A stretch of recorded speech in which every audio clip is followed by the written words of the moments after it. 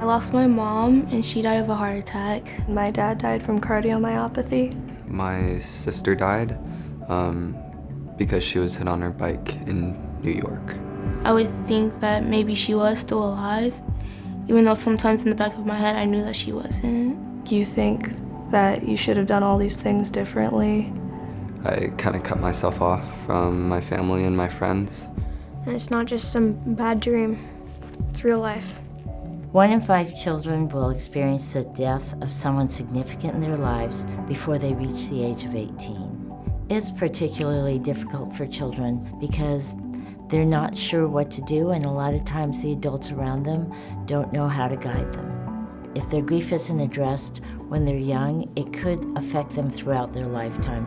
So for them to be able to tell their story and connect with others who understand what they're going through is an important part of them becoming healthy again.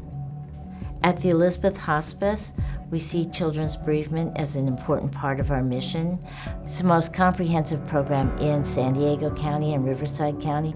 It's the only one of its kind. Finishing that first day of group, it felt so relieving.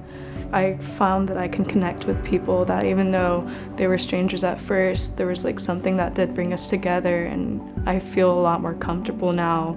As a mom with my son grieving, he had no direction. Finally, when I found this resource, the Grief Groups for Teens, it was a relief. The people that I needed, I had cut out from my life.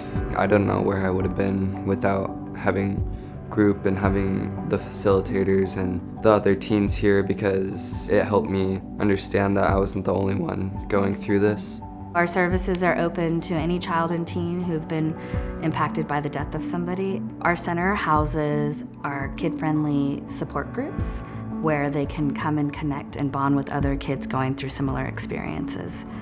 They really guide where they need to go in their process, and what we do is hold space for them. They can move in and out of their grief journey as needed without somebody directing them or advising them to move in a different area. We believe that they will do that in their own time and in their own way. I knew it was a step in the right direction from the first time we came here.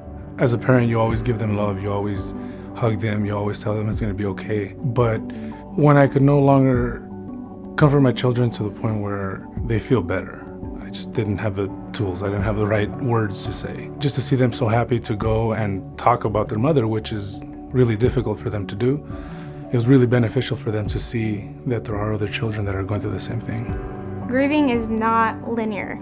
There's up and downs constantly, but just hearing everyone else's stories just made me more comfortable. It made me feel not so isolated. This is a place where I can begin my journey of healing.